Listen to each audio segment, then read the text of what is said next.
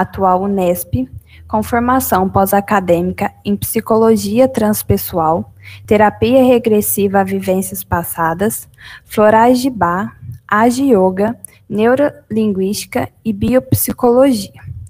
Atua como psicóloga desde 1988.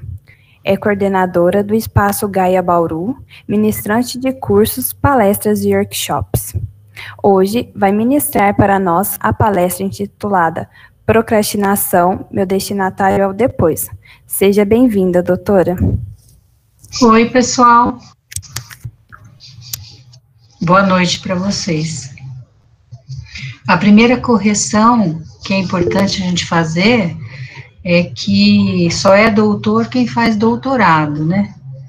E até os médicos, numa formação convencional, não são doutores. Mas isso é só para a gente brincar um pouquinho. Eu quero começar com vocês fazendo um alinhamento. E isso é bastante importante que vocês façam, muito simples, e usem com o propósito de conseguir comandar e ultrapassar essa questão da procrastinação, ajuda muito. Então, vamos lá, a gente já vai começar assim, que é sentar e alinhar a coluna, quem estiver participando meio recostado, meio deitado, senta um pouquinho, planta os pés no chão,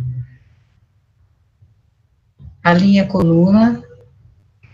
O alinhamento da coluna envolve o rosto voltado para frente, não deixa a cabeça nem cair, nem ficar jogada para trás. É para frente. A partir dessa postura, coloque a sua atenção na sua respiração, prestando atenção no ar que entra e sai, feche os olhos e visualize um raio de luz descendente que entra pelo topo da sua cabeça, percorre a sua coluna vertebral, se divide no último ossinho da coluna, desce pelas pernas, sai pela sola dos pés, e esse raio de luz, então, 2 agora, alcança o centro da Terra. Imagine o centro da Terra como um sol. Essa energia retorna, entra pelas solas dos pés, se unifica na base da coluna e vai subindo a coluna lentamente, ativando todos os centros de energia, sai pelo topo da cabeça e nos conecta com a fonte. A fonte é o sol. Vamos respirar juntos agora. Solta todo o ar dos pulmões junto comigo. Inspirando. Segura um pouquinho o ar nos pulmões. Expira. Fica sem ar um pouquinho. Inspira novamente, segura um pouquinho o ar nos pulmões, expira, só mais uma vez, inspira, segura o ar, expira.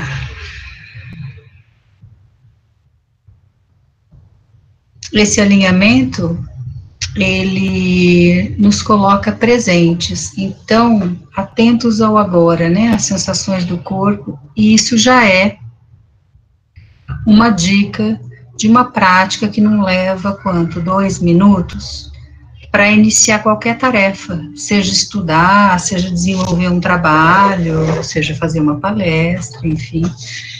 Esse alinhamento é uma espécie de uma meditação, que tem muito folclore em torno da meditação, né?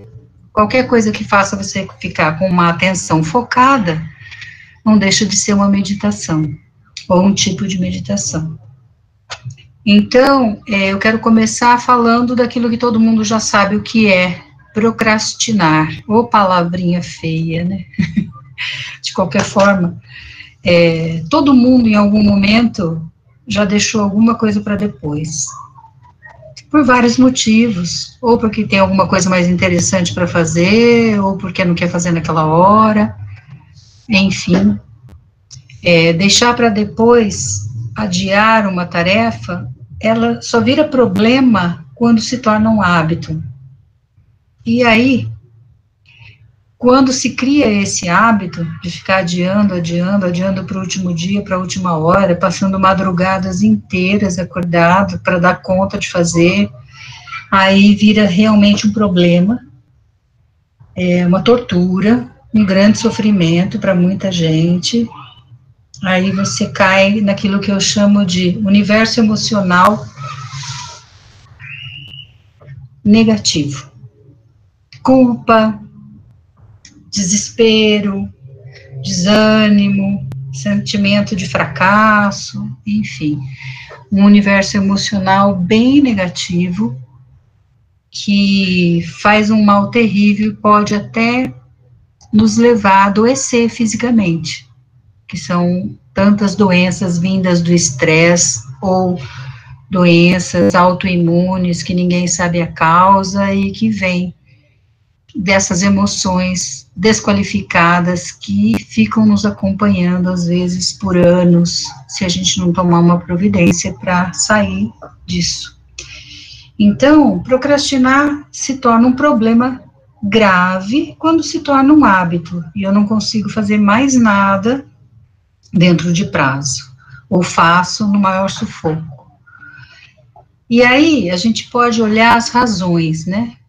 Eu penso que são infinitas razões, ou seja, as razões são equivalentes ao número de pessoas que procrastina, porque mesmo que uma pessoa tenha o mesmo problema, eu sou preguiçosa, a minha preguiça é diferente da tua, que é diferente da do outro, que é diferente da do outro, porque o que motiva essa preguiça precisa ser investigado, ou minimamente olhado, né? Então, eu falo que cada ser humano, ele é único, e generalizar é uma coisa que faz a gente perder a riqueza, que é cada um na sua individualidade.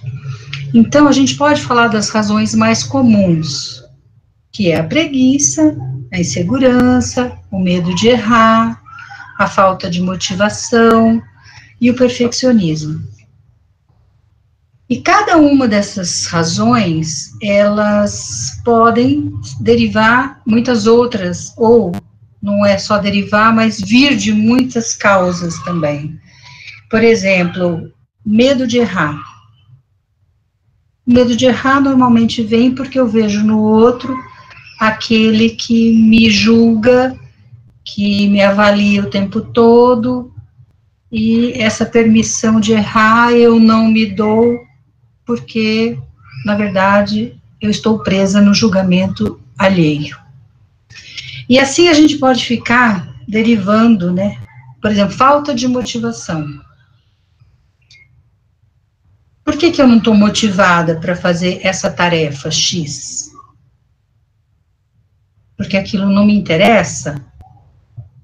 Porque eu acho que eu não tenho capacidade para fazer?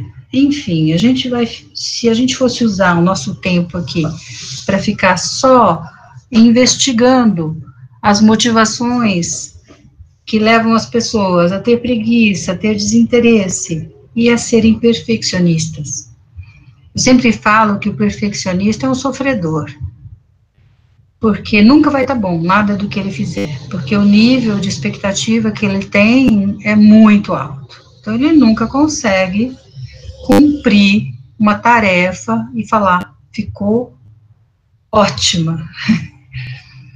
Não existe isso na vida de um perfeccionista, né?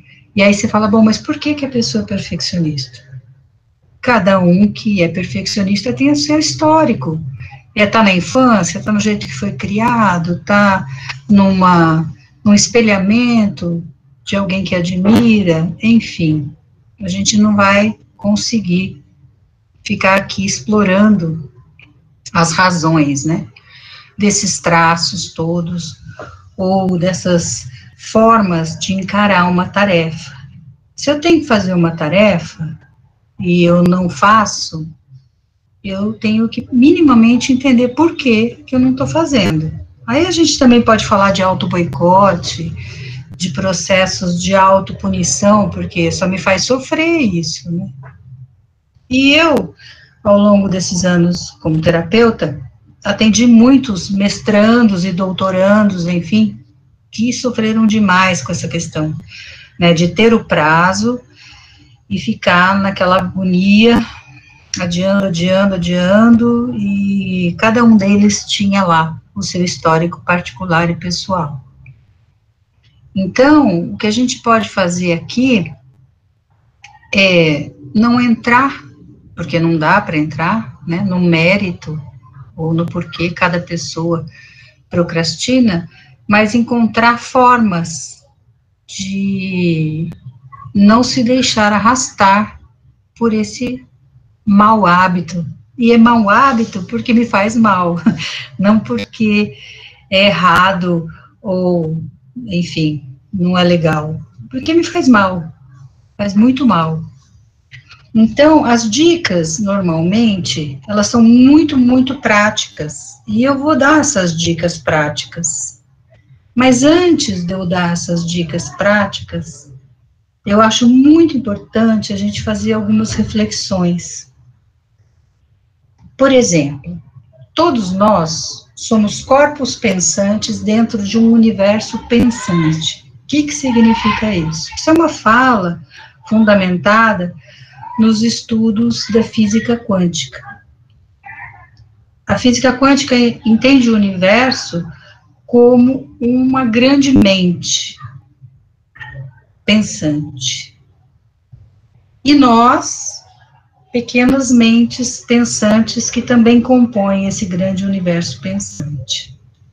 E quando a gente parte para esse raciocínio, a gente vai estar trabalhando muitas coisas além dessa questão do procrastinar. A gente vai estar num processo de autoconhecimento e de conhecimento mínimo de como as coisas funcionam. Tudo que eu disser aqui para vocês não tem relação nenhuma com religião ou espiritismo, etc, etc. É tudo fundamentado em estudos da física quântica. É bem importante isso, para não achar que a gente está aqui falando de coisas nada a ver e que a gente vai se perder nisso. Já tem um tempo que alguns documentários, como Quem Somos Nós, não sei se vocês já viram, qualquer coisa depois eu deixo o nome aí para vocês, ou um que ficou muito, muito famoso uns anos atrás, bons anos atrás também, O Segredo, que na verdade, superficialmente, vendeu-se muito bem o livro e o CD, né, com o vídeo, mas o aprofundamento daquelas informações que estão lá tem muita validade. E a gente parte do quê? Que a partir do pensamento mais o sentimento, né, essa composição que anda junta, porque não dá para você separar pensar de sentir, né, eles se misturam. Você cria. Cria o quê? Cria o seu estado interno. E a partir do seu estado interno, de leveza, de alegria, de paz, de coragem, de força, ou tristeza, melancolia, depressão, desespero, pânico, medo, enfim, a partir desse estado interno, tudo no seu entorno é determinado pelo seu estado interno. Tanto que falam que uma pessoa deprimida vê o mundo preto e branco, não vê cor, né? Não vê graça, não tem motivação para nada. E falar sobre essas questões de como criar a nossa realidade vai acabar nos dando a maior e mais poderosa de todas as dicas de como é que eu faço para não procrastinar. Se sou eu que crio, então eu também estou criando esse hábito em mim.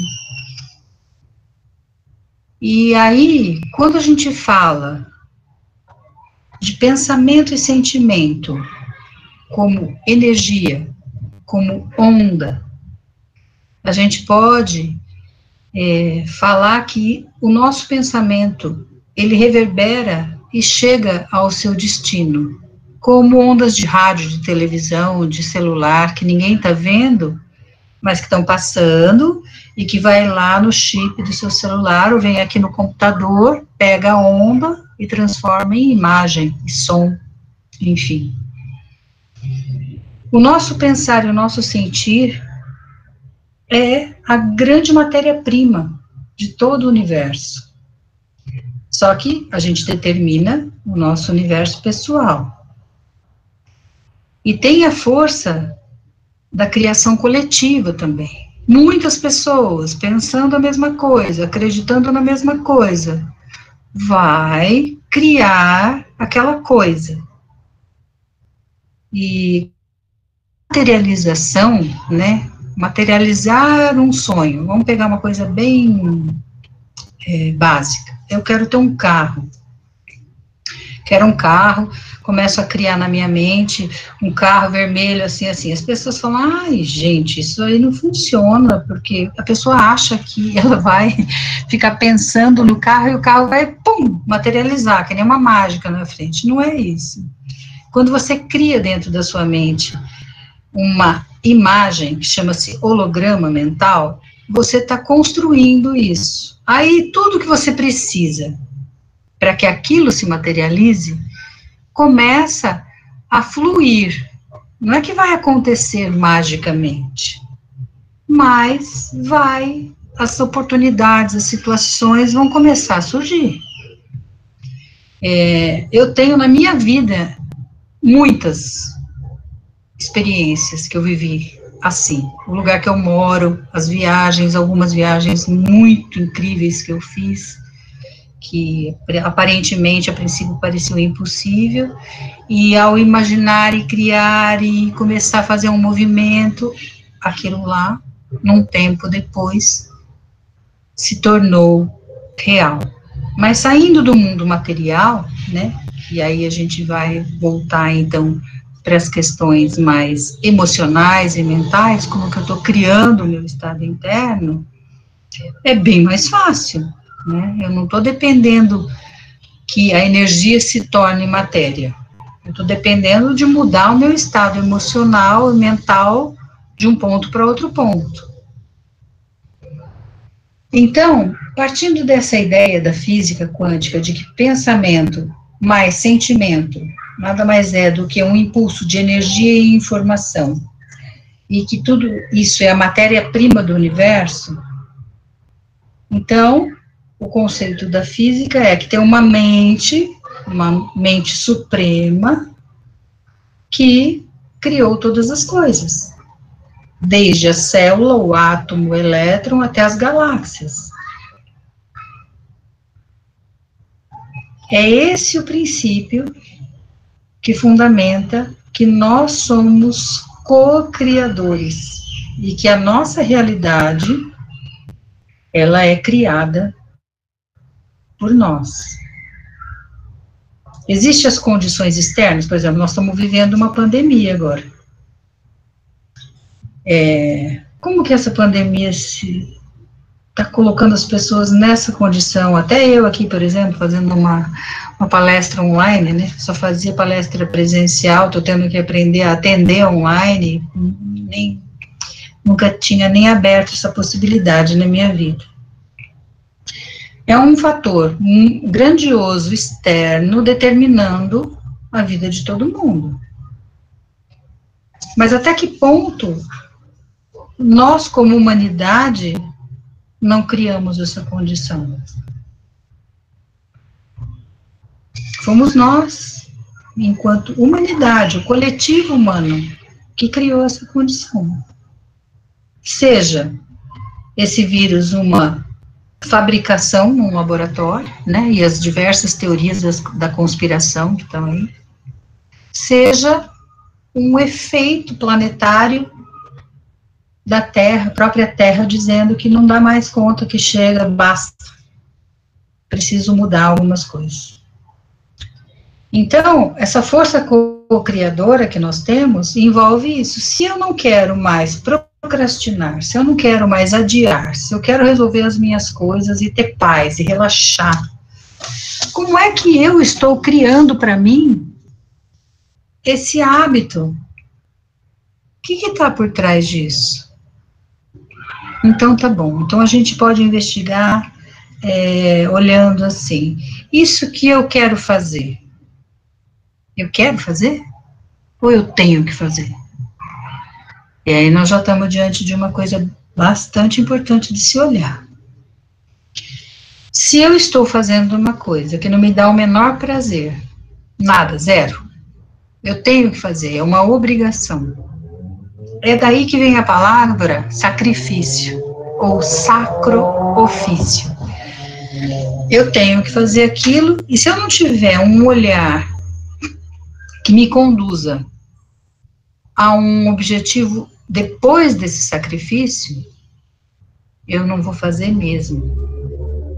A gente vê muito isso com crianças, né? Ai, meu filho não quer ir para a escola, mas escuta, existe alguma motivação, algum universo de interesse para que ele vá, para que ele, enfim, goste da dinâmica, e as mães ficam perturbadas, que as crianças não ficam, não prestam atenção, não sentam, aí vem todos os diagnósticos, é DDA, é não sei o que lá, é déficit de atenção, E uma coisa que ninguém para analisar eu preciso ter motivação para poder ter vontade, para poder, então, realizar uma tarefa.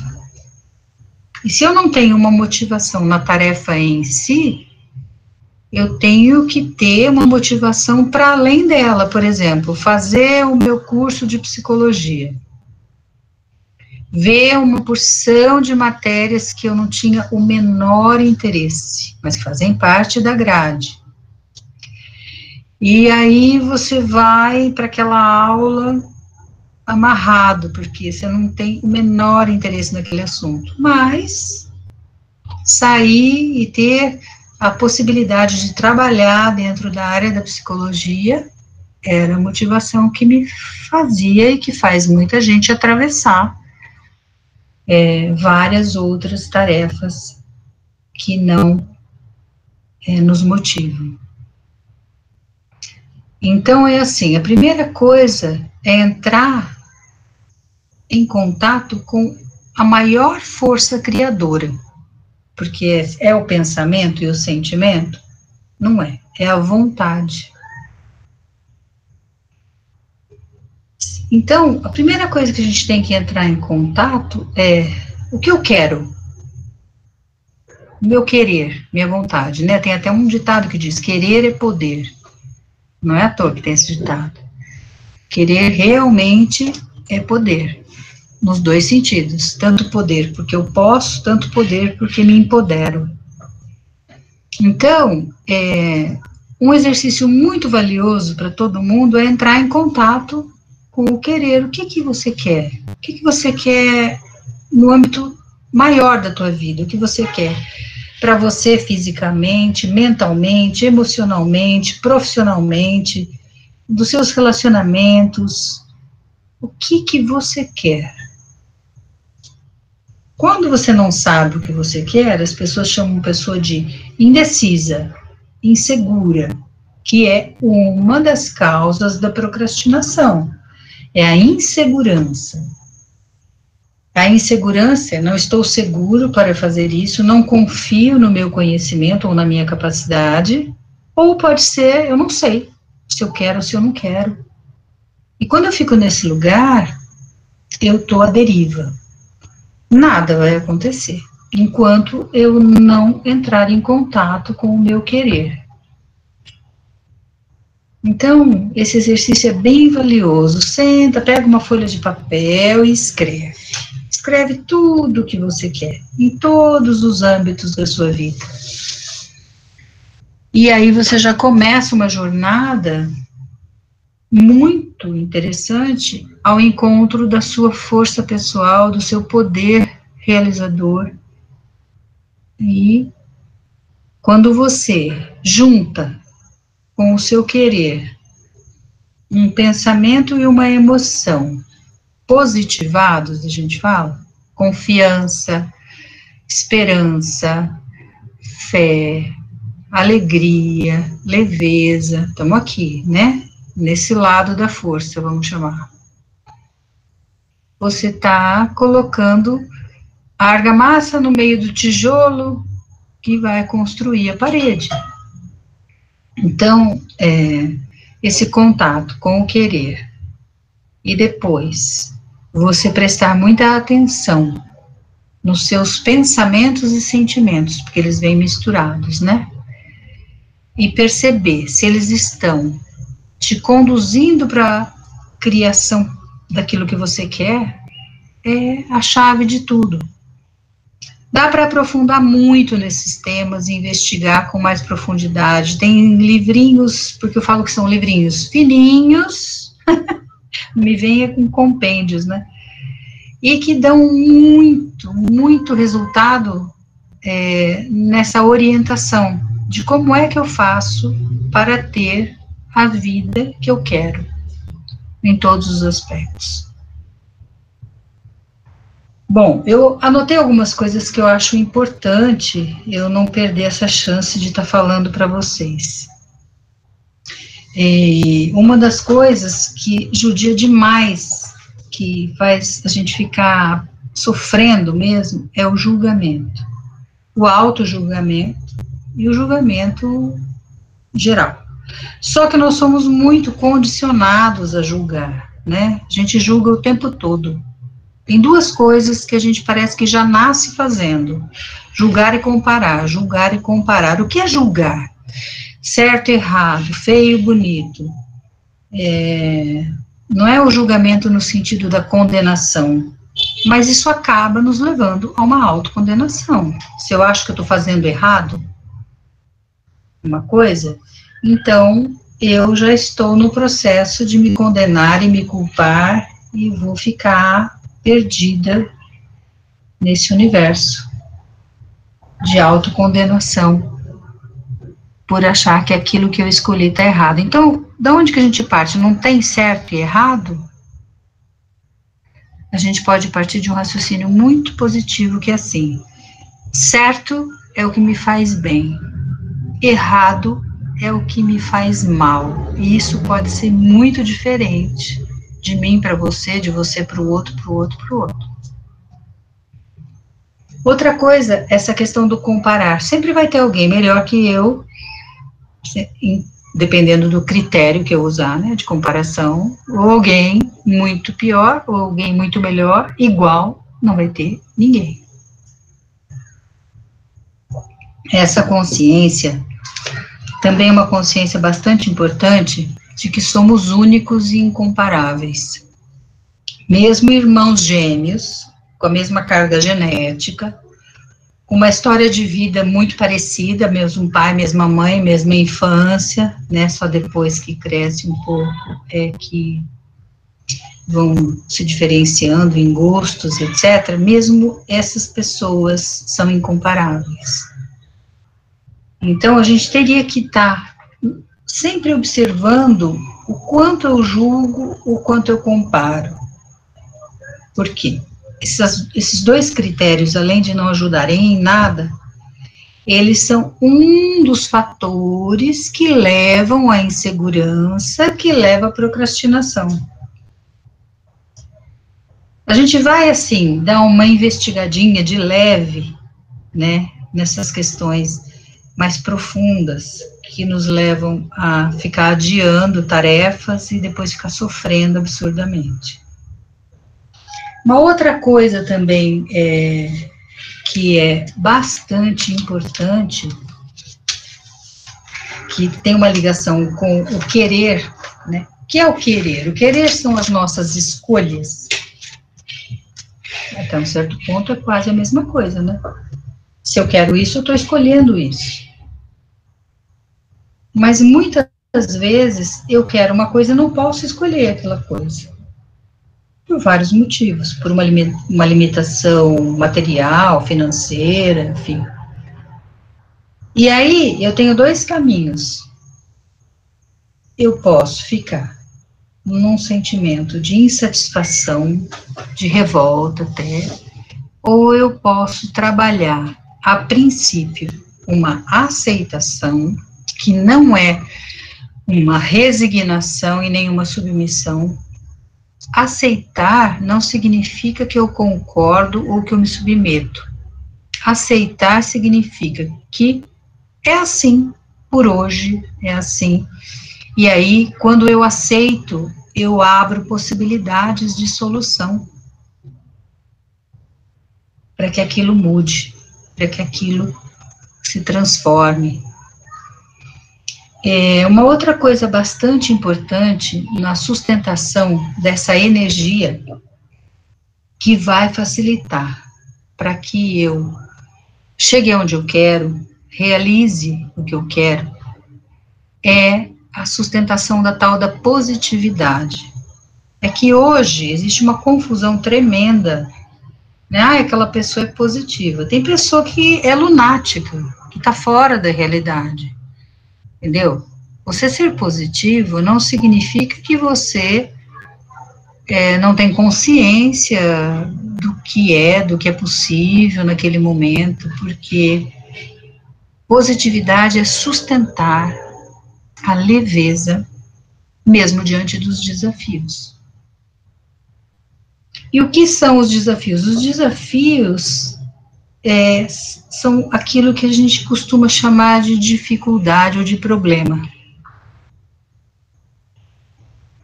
E é tão interessante que quando eu mudo o conceito, a palavra, eu mudo tudo. Olha como é diferente eu falar. Estou diante de um desafio. Estou diante de um problema, estou diante de uma dificuldade. Né? Porque a palavra ela traz o conceito. Se eu mudo o conceito, eu mudo muita coisa. Por isso que uma das forças criadoras é a palavra.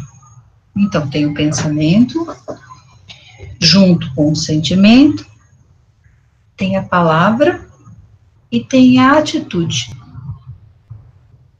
Ação no mundo. Essas são as 4 forças criadoras que se movem a partir do contato com o querer, com a vontade.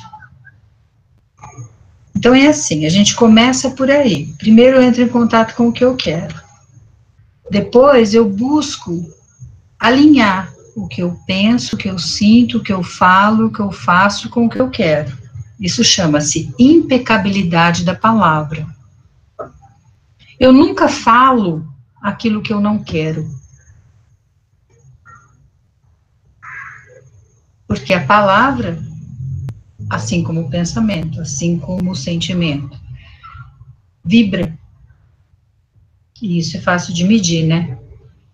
O som, ele reverbera, ele chega a vibrar mesmo, com sensações físicas a gente tem da reverberação sonora.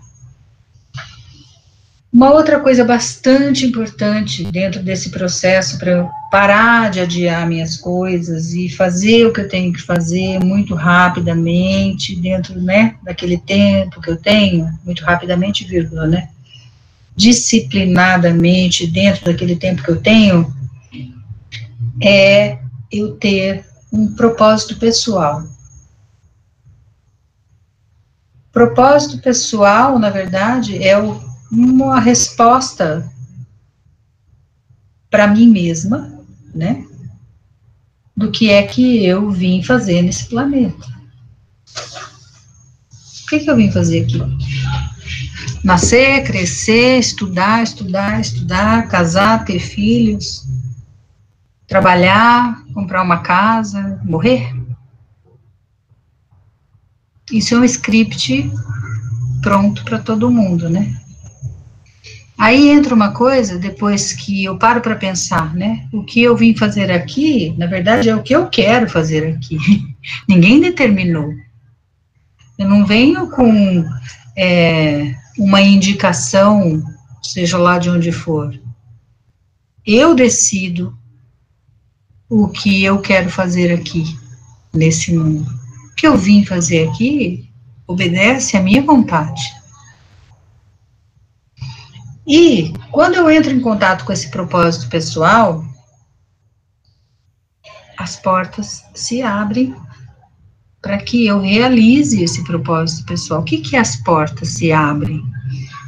Aquilo que as pessoas não conseguem entender como sincronicidade e entendem como coincidências. Sabe aquela história de eu estou no lugar certo, na hora certa, com as pessoas certas? Não sei como aquilo deu tão certo, fluiu, aconteceu. Isso tem uma relação direta com tudo isso que eu estou falando com vocês. O querer, o alinhamento da mente, das emoções, o contato com o meu propósito pessoal, o que eu vim fazer nesse planeta. E tem uma coisa bastante importante que é questionar tudo, sempre. Não aceitem nada. Dogmas, ideologias, autoridades, o certo e o errado, a verdade, o senso comum. Questionem. Sempre. Isso é a nossa pedra preciosa, eu falo. Eu não devo seguir nada que não tenha uma consonância interior comigo, porque meu pai quis, porque minha mãe quis, porque minha família é assim, porque não é assim.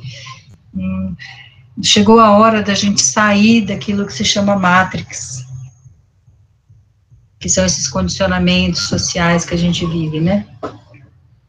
Sair dessa hipnose, que nem uma hipnose, né? Condicionamento social. A gente só consegue escapar quando a gente questiona tudo. Questionar não é duvidar, é perguntar, mas como? Por quê? Por que a pessoa pensa isso? De onde que vem essa informação? Como assim? Uma outra coisa bastante importante dentro desse contexto todo é a transcendência e a atemporalidade. O que é transcendência? Transcender é ir além de, né? Que é justamente quando eu saio dessa hipnose, do senso comum, dessa coisa que é o condicionamento social, eu transcendo, eu vou além daquilo que vamos chamar de comum. E atemporalidade, o que é atemporalidade? Viver fora do tempo? Mais ou menos. Percepção atemporal, na verdade, é a percepção do eu interno. Onde que eu estou? Como que eu faço para estar no agora? A minha mente é a maior inimiga disso. Ou eu estou no futuro, ou eu estou no passado. Ou eu estou no passado lembrando, me culpando, querendo voltar com saudosismos, ou eu estou no futuro ansiosa, querendo resolver, querendo viver lá, com medo do futuro, etc. A única coisa que me coloca no agora tem relação com aquele exercício que a gente fez no começo. É a respiração.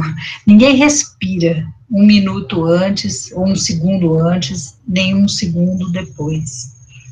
A respiração é a referência que a gente tem do ponto zero. Toda a sabedoria oriental fala da questão da respiração. Tem até um nome, né? São os exercícios de pranayamas.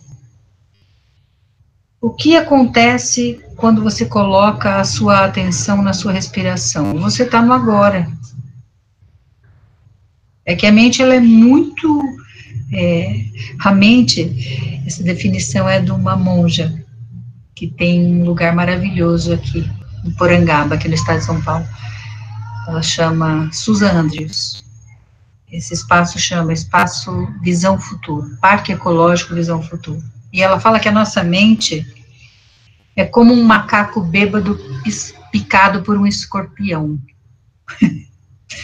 Ou seja, ela não para, né? Ela não serena nunca. E uma das formas de aquietar a mente, de ficar na atemporalidade, é prestar atenção na respiração. Quando você fica com a sua atenção, não precisa muito tempo, não. 2 minutos, 3 minutos, respirando pausado, respirando a tal da respiração quadrada, que baixa o nível de adrenalina para o basal, né? Porque ansiedade e estresse, na verdade, os hormônios produzidos pela ansiedade e pelo estresse são a adrenalina e o cortisol, que faz o quê? A pessoa suar na mão, batimento cardíaco acelerado, aquela respiração curta, o ar não entra, o ar não entra. Então, a respiração lenta, profunda, ela baixa o nível desses hormônios e você entra num estado de serenidade. Isso tudo para falar da tal da atemporalidade, do poder do agora, né? Porque a única coisa que existe, de fato, é o agora. 1 minuto atrás já foi e daqui a pouco ainda vai ser. Então, essa consciência, apesar de ser uma fala já que está muito desgastada até, né? As pessoas falam muito, coisas sem parar para sentir, que a gente chama de conhecimento inútil. Tanto que a frase mais legal é: aprenda tudo, estude tudo, depois joga tudo fora e vai viver. Vai experimentar, vai vivenciar, vai sentir. E essa percepção atemporal me coloca em contato comigo. E nesse contato interno é que eu vivo essa serenidade maior. Isso é meditação, né? Práticas meditativas. Tem 1 bilhão na internet, de tudo que é tipo, gênero. Só não confunda meditação silenciosa com visualização criativa, que é conduzida, agora você vai se ver num lugar assim, num parque, num bosque. Isso aí é visualização criativa. Meditação é alinhado, prestando atenção na respiração. Uma outra coisa interessante também de pensar é que a respiração, os batimentos cardíacos e algumas funções do nosso corpo são determinados pelo nosso sistema parasimpático. Significa que essas coisas acontecem sem a nossa vontade. Então, eu não consigo parar de respirar, nem consigo fazer meu coração parar de bater. Mas meu estado mental, emocional, acelera minha respiração, acelera meus batimentos cardíacos. Então, eu interfiro, mas eu não consigo fazer esse sistema todo parar. Então, a gente pensa que esse sistema parasimpático é uma força respirando em nós. Então, não sou eu que respiro. Eu sou respirada. Se eu não consigo parar de respirar, se não obedece à minha vontade, existe uma outra consciência, uma outra força que respira em mim. Tanto que a primeira coisa que a gente faz quando sai da barriga é inspirar. A última coisa que a gente faz quando está saindo desse corpo material é expirar. Então, o que é a nossa vida? Uma sequência de inspirações e expirações. A gente fala, quando a gente quer enganar Deus, respira mais lento e profundo, porque aí você demora mais para chegar no fim. É menos estresse, né, na verdade, se a gente analisar essa fala, é uma fala de um rodapé de um livro indiano, de filosofia indiana. Então, o que mais que eu acho importante a gente conversar antes de vocês fazerem as perguntas que vocês quiserem fazer para mim? Uma coisa bastante importante é a nossa autorreferência. O que é a minha autorreferência? Não é minha autoimagem, não é minha máscara social. A minha autorreferência é como eu me vejo. Então, todo mundo fala, tem problema de autoestima, a pessoa não se valoriza, a pessoa... Isso é muito, muito mais amplo do que as pessoas pensam, né? A minha autoestima envolve como eu me defino, se eu gosto do que eu sou, tanto fisicamente, a minha forma de pensar, de ser no mundo, se eu me aprovo, se eu me apoio, se eu me admiro, se eu me respeito. E então, fica muito banal falar, eu tenho baixa autoestima. Então, pera um pouquinho, o que significa isso? Trabalhar essa força é chegar num lugar onde você consiga dizer assim, eu sei quem eu sou, eu gosto do que eu sou, eu me apoio, eu me aprovo, eu me admiro, e etc.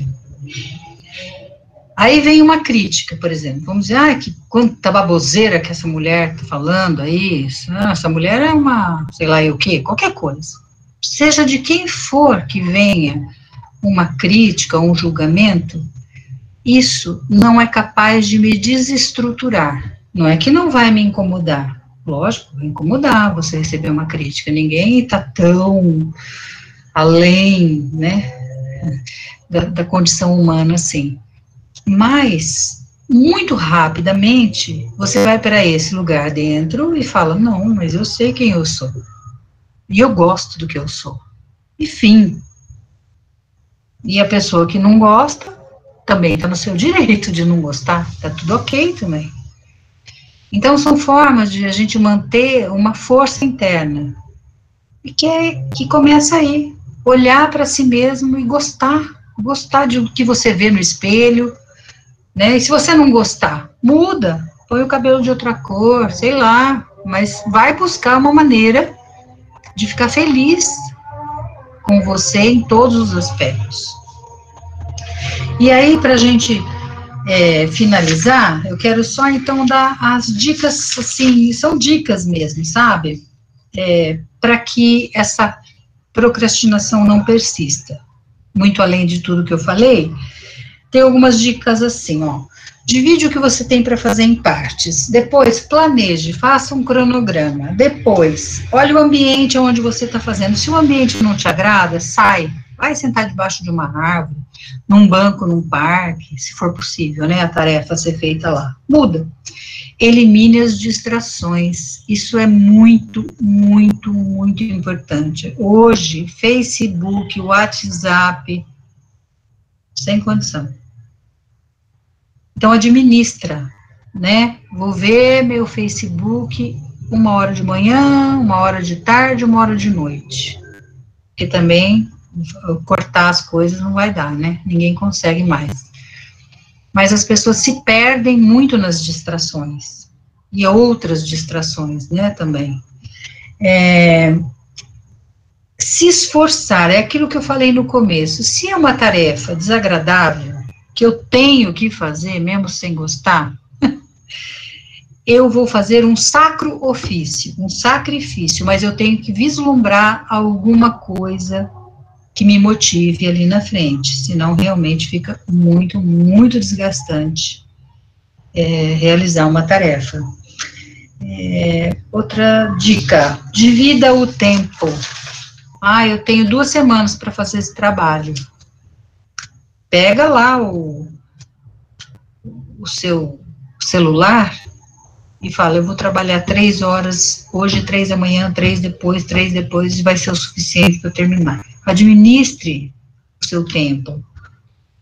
Uma outra coisa que funciona é também colocar um prazo rígido para uma tarefa, simples, por exemplo, tenho uma tarefa para realizar, eu vou fazer isso até amanhã ao meio-dia. Uma outra coisa muito importante, diminua a sua lista de tarefas. Não se coloque 1 bilhão de tarefas. Priorize, né? Porque senão eu vejo gente desesperada e falo, nossa, se visse minha agenda, eu tenho tanta coisa para fazer. Uma outra coisa que ajuda, fazer junto, arrumar um colega para estudar junto, para sentar junto, para fazer junto, um motiva o outro. É que nem academia, né? Ninguém vai na academia sozinho. Aí você arruma alguém que fala, não, vamos, a pessoa está com preguiça, o outro fala, não, um motiva o outro e a coisa anda. Conviver com pessoas que são, assim, proativas e que resolvem as coisas rápido, também ajuda muito, né, ter uma referência de pessoas que fazem. E depois que você terminar a sua tarefa, no prazo certo, sem estresse, se autorrecompense do seu jeito. E eu acho que é isso. Eu só queria dizer que tem valores muito sagrados que nós temos que cultivar, que são a verdade, a integridade, a honestidade e o amor. Nada é mais valioso do que isso. E agora eu fico aqui mais um tempinho, esperando as perguntas, tá bom? Foi um prazer.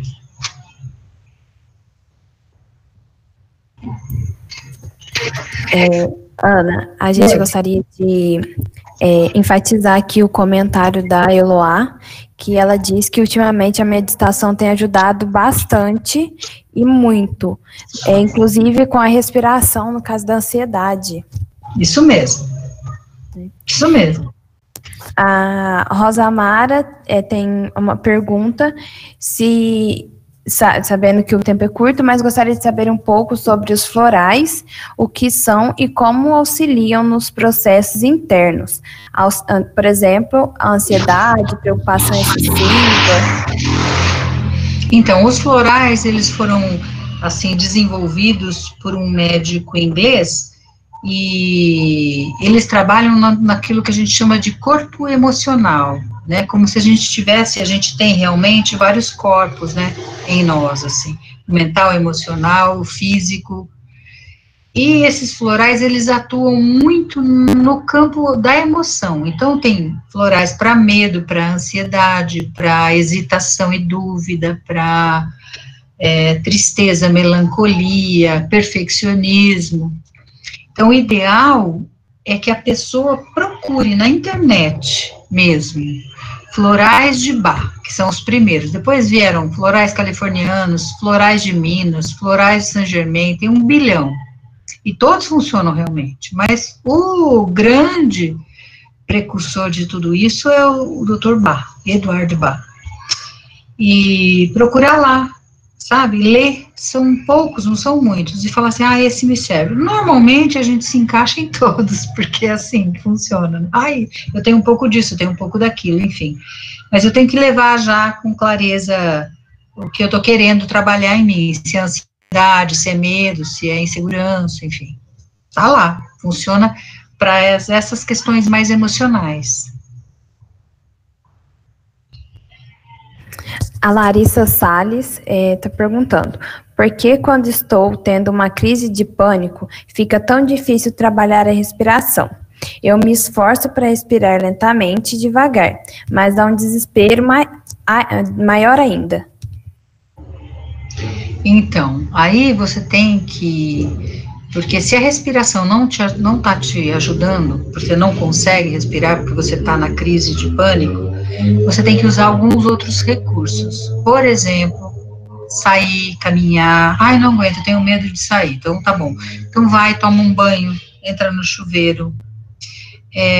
Música ajuda muito. Você tem que como se você fosse se distrair de você mesma, para depois usar a respiração, porque a respiração realmente é a ferramenta mais poderosa, mas dependendo do nível de ansiedade que eu tô, porque pânico é a ansiedade no mais alto pico, é isso que é o pânico. Então, quando eu tô nesse estado, às vezes realmente eu tô ali e quero respirar e não consigo, então eu tenho que me distrair de mim mesma, com alguma coisa, Tem gente que gosta de cantar mantra, ou cantar, ou ouvir uma música, ou tomar um banho, ou sair, dar uma volta, enfim. Você vai precisar encontrar alguma coisa para fazer antes de respirar. Mas tem que respirar depois, para baixar a adrenalina. A Simone está perguntando como que faz para ter contato. Como assim? Contato com o quê? Acredito que seja o seu. É isso mesmo, Simone? Isso, o seu contato. Ah, vocês passam para elas. Vocês não têm meu WhatsApp aí? Sim, a gente pode colocar aqui no chat. Pode pôr. Pode colocar. Aí qualquer coisa eu me comunico via WhatsApp. Uma vez ou 2 vezes por dia eu vejo, tá, gente? Senão, eu não consigo fazer mais nada. Então, eu administrei.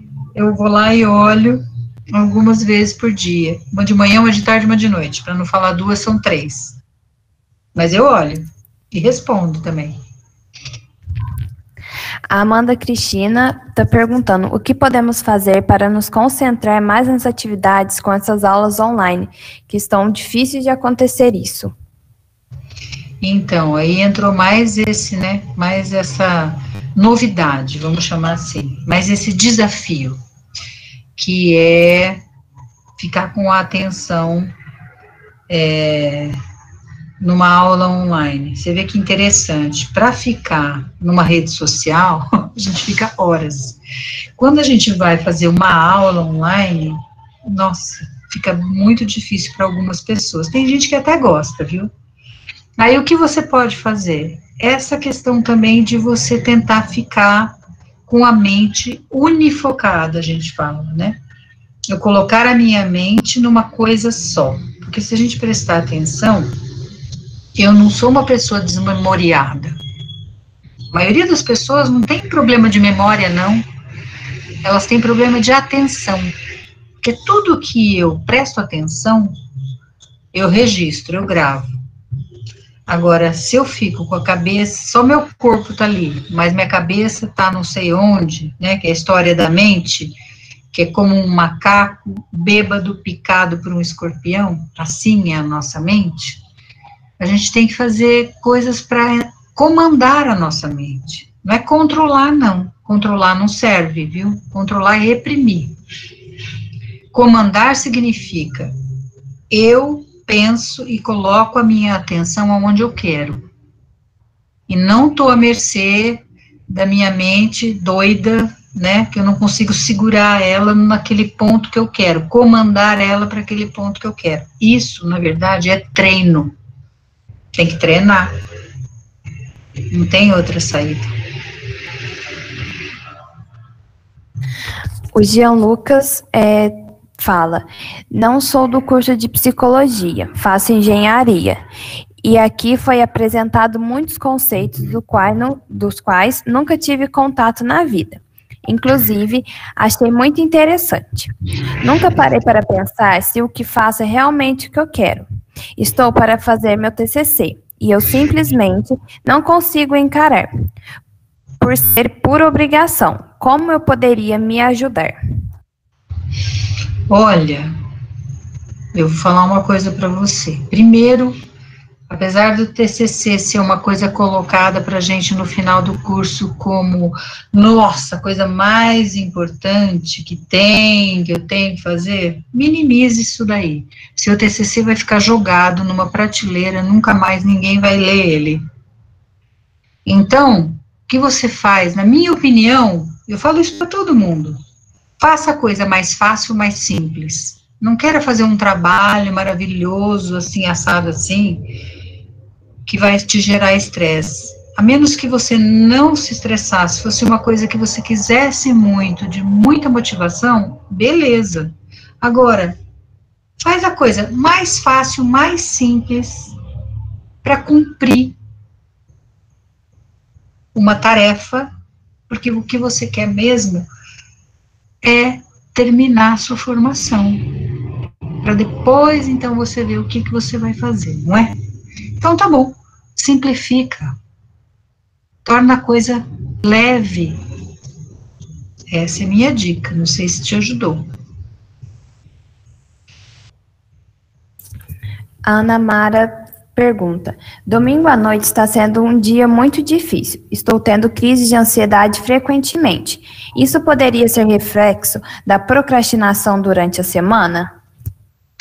Olha, pode, porque tudo pode. Mas o mais comum, que se chama a crise do domingo à noite. Tem gente que tem depressão domingo à tarde. Por quê? Porque vai começar a semana. E aí a semana é cheia de coisas desagradáveis, compromissos que eu não tenho interesse. Tanto que tem um estudo que o maior número de infartos no Japão é de segunda-feira de manhã, que é quando as pessoas têm que retomar sua rotina. Então, a questão aí é a dissociação do prazer, sabe? As pessoas só com obrigação, obrigação, obrigação, e compromisso e obrigação. Isso gera muita angústia, muita ansiedade, muita depressão.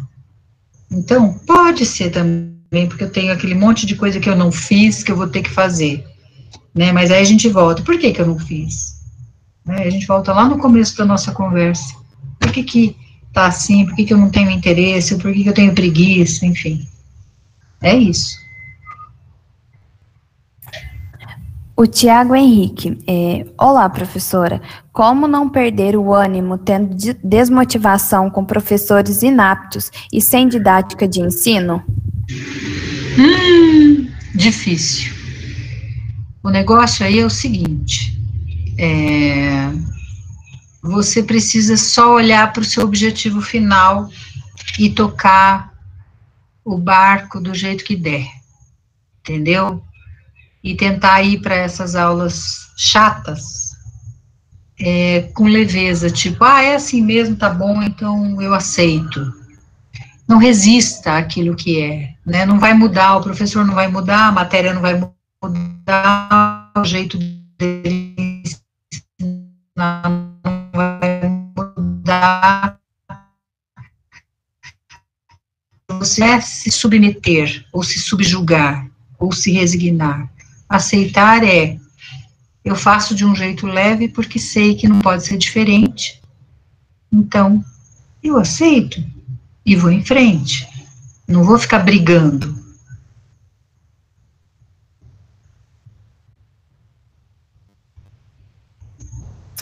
O Ivan Lucas pergunta: Ana, e quando o prazo da tarefa já passou e eu ainda não fiz?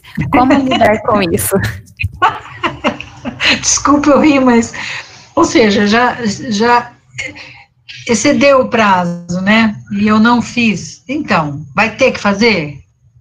Vai ter que fazer, não tem saída? Vai ter que fazer? Então, use essas últimas dicas que eu dei, entendeu? Otimize o seu tempo, senta na frente do negócio, fica lá sentado, 1 hora de manhã, 2 horas de tarde, 1 hora de noite. Fica ali, não se distraia. Vê se você acha alguém para sentar junto com você para te fazer companhia. Se tá ruim no lugar que você tá, vai fazer em outro lugar. Sei lá, na biblioteca, no parque, no jardim, não sei. Essas últimas dicas são dicas, assim, muito práticas, né? Assim, do que fazer. Não tem saída, vai ter que fazer, então vai e termina com esse sofrimento. Vai e faz. Otimiza o seu tempo, utiliza o seu tempo. Administra ele. A Bianca fala: sobre os gatilhos que te levam a não querer começar nada, perda de vontade por situações que já aconteceram e a gente acha que vai acontecer novamente, como lidar ou como evitar esses gatilhos? Então, a questão do que você está chamando de gatilho são referências no passado, né? Às vezes, eu perpetuo uma coisa que poderia ter ficado lá. Mas aconteceu mais de uma vez. Não interessa. Todas as vezes, se você prestar atenção, de alguma forma, você fez acontecer daquela maneira. Então, tenta não trazer o passado para o presente. Lembra da história do ponto zero, do agora? O agora ele é livre do que foi e do que vai vir. Como que eu fico no agora? Respirando. De novo a respiração. Esses gatilhos, eles têm que ser ressignificados. Aí é um outro trabalho, eu teria que ficar aqui com vocês muito tempo para explicar como que eu ressignifico uma coisa ruim que me aconteceu. E apago aquilo, né? Neutralizo. Não é apago, não, porque ninguém vai ficar sem memória, mas eu neutralizo a força emocional que aquilo tem sobre mim. Chama-se ressignificar. Mas não dá para falar aqui. Qualquer coisa você pega o meu contato aí e a gente conversa, tá bom? O Tiago Henrique. Professora Ana, participei de mais de 50 palestras online, mas não tive a mínima vontade de fazer atividades remotas. Será que pirei ou os resultados de todo o estresse que tem sido exposto e a falta de atenção da universidade aos estudantes? Não sou o único, ouvi vários relatos igual a mim. Como mudar essa conduta? Então, para eu mudar um comportamento, né, uma conduta, eu tenho que mexer nessas dimensões. Como que eu enxergo isso? Como que eu sinto isso? Como que eu penso isso? Né? Também essa saturação, não sei quantas mil aulas online. Eu sei que o planeta não está passando por esse Covid-19 à toa. Eu acredito que muitas coisas estão sendo desconstruídas. Muitas coisas novas vão vir a partir daí. Saídas, ideias, então um monte de gente falando em se reinventar e não sei o que lá. Eu estou só num lugar que se chama o lugar do observador, sabe? Muita esperança para que essas coisas mudem. Eu, francamente, diante disso, eu tenho pouco para te falar, viu? Eu acho que você tem que pretender uma mudança mental, emocional, de como olhar para isso, como encarar isso. E mais uma vez eu volto a insistir num objetivo lá na frente, num propósito pessoal, né? O que eu quero ser nesse mundo? O que eu vim para fazer nesse mundo? Pode ajudar a gente a administrando essas coisas. Pessoal, mais alguma pergunta?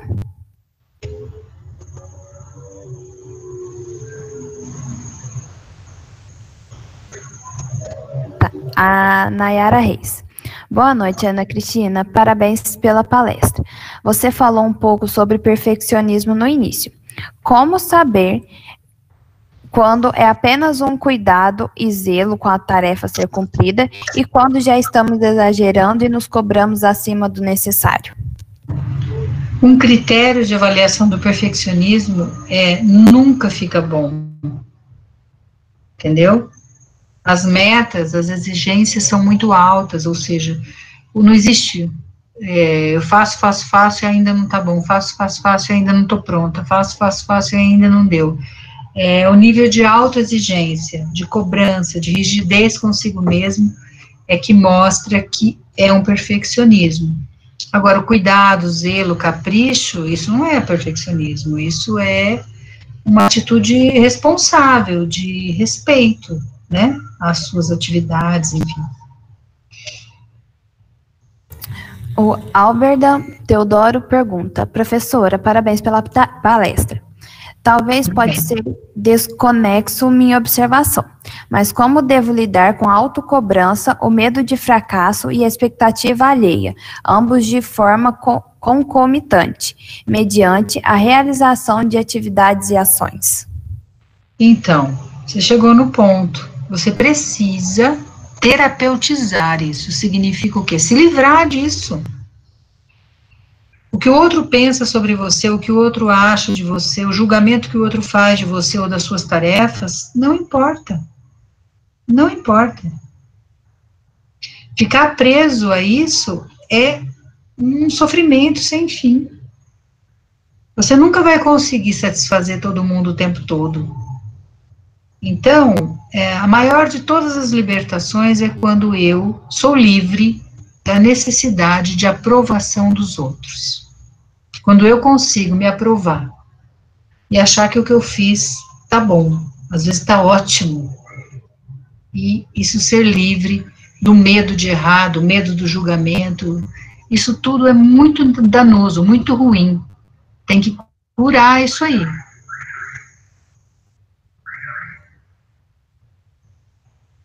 Pessoal? Mais alguma pergunta? É que eu também tenho um compromisso daqui 1 minuto. Mas tudo bem. Vou me atrasar um pouquinho. Então, eu acho que a gente vai abrir espaço agora para a doutora Rosângela Cristina para fazer as considerações finais. Então, o que eu quero falar para vocês, para fechar?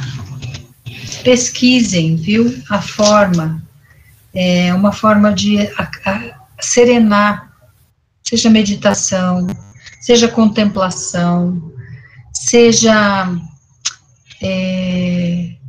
o contato maior com a natureza. Busquem ver a vida com leveza, com alegria, com gratidão. Nunca percam a esperança. Nunca percam a esperança de que as coisas vão dar certo, as coisas vão melhorar, as coisas estão mudando para melhor. É um olhar, é um jeito de olhar para o mundo com leveza. Eu agradeço muito essa oportunidade. Vou fazer um gesto agora que é namastê.